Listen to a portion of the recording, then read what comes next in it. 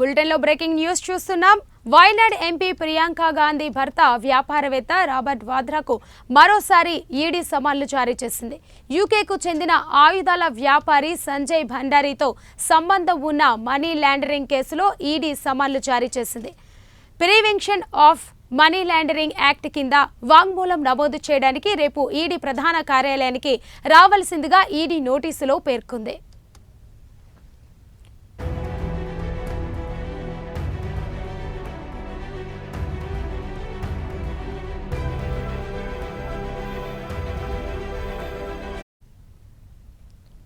ఈ నెల 10న విచారణకు హాజరు కావాలని ఈడీ నోటీసులు ఇచ్చింది.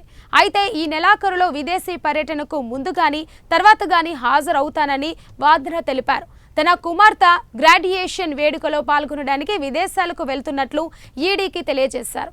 ఇంకా ఎమర్జెన్సీగా హాజరు కావాలంటే వర్చువల్గా హాజరవుతారని న్యాయవాది సమాచారం అందించారు. మొత్తానికి ఆయా కారణాలు చెప్పి తప్పించుకున్నారు.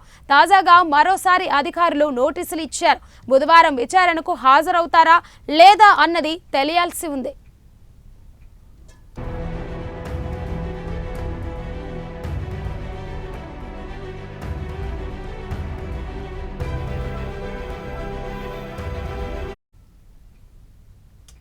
వాంద్రా వాంగ్మూలం నమోదు చేసిన తర్వాత ఛార్జ్ షీట్ దాఖలు చేయాలని ఈడీ భావిస్తుంది.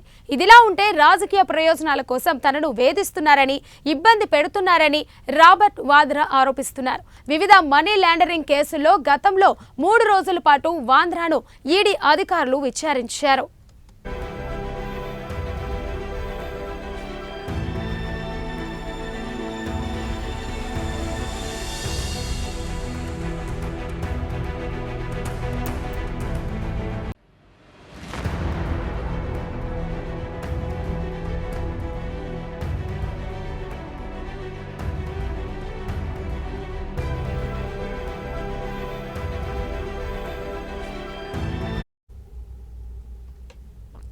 వైనాడ్ ఎంపీ ప్రియాంక గాంధీ భర్త వ్యాపారవేత్త రాబర్ట్ వాద్రాకు మరోసారి ఈడీ సమన్లు జారీ చేసింది.